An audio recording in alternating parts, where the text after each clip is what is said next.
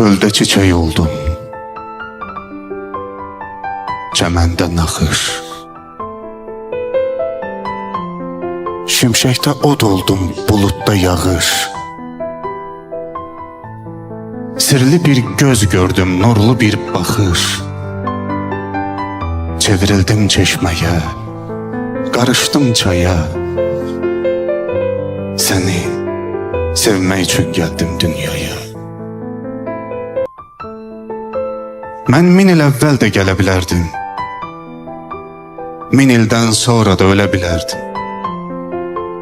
Zamanı başqa cür hesablayardım, vaxtı başqa cürə bölə bilərdim. Düşüb sən doğulan həftəyə, aya, səni sevmək üçün gəldim dünyaya. Səsini eşitdim, səsdən səs aldım. Şaqraq gülüşündən güc həvəs aldım.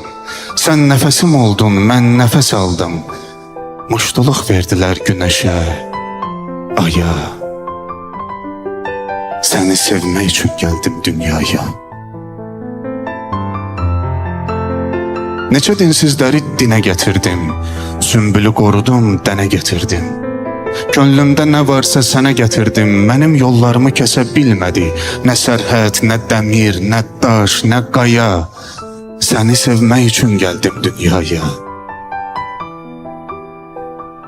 Məcnun da, Kərəm də, Fərhad da mənəm.